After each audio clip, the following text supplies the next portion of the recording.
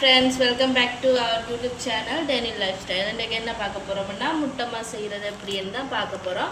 வாங்க, அதுக்கு தேவையான பொருட்களை பார்க்கலாம். 1 கிலோ சிவப்பரிசி மாவு எடுத்து வறுத்து வச்சுருக்கேன். 1/2 லிட்டர் நல்லெண்ணெய் எடுத்து வச்சுருக்கேன். 1/2 கிலோ ஒயிட் கலர் சுகர் எடுத்து மிக்சியில் அரைச்சி வச்சுருக்கேன். உங்கள்கிட்ட ப்ரௌன் கலர் சுகர் இருந்தாலும் அதையும் போட்டுக்கலாம்.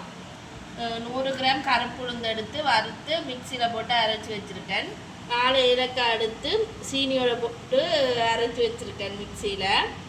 ஏன் அப்படின்னா அது தனியாக அடித்தா மேலே அந்த கோதெல்லாம் இருக்குமென்றதால நான் அரைச்சி வச்சுருக்கேன் மிக்சியில். 15 முட்டை எடுத்து வச்சுருக்கேன். இதெல்லாம் தான் 1 கிலோ சிவப்பரிசி மாவுக்கு தேவையான பொருட்கள் முட்டைமா செய்கிறதுக்கு. எல்லாத்தையும் ஒரு சட்டிக்குள்ளே போடலாம்.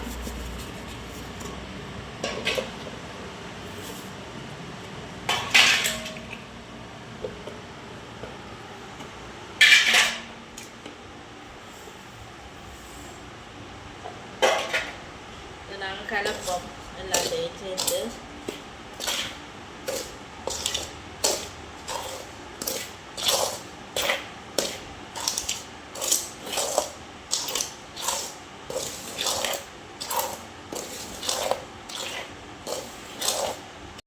எடுத்து வச்ச முட்டையை ஊற்றலாம். கொஞ்சம் கொஞ்சமாக ஊற்றி கலக்கலாம்.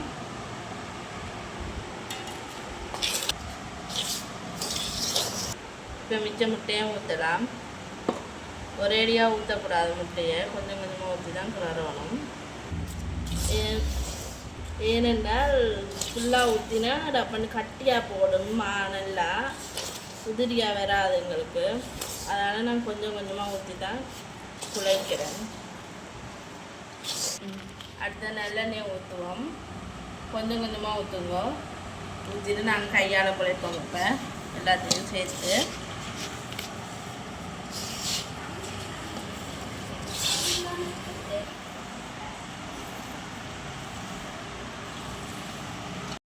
இப்போ எல்லாம் குழைச்சாச்சு. வாங்க சட்டியை வச்சு வறுப்போம்.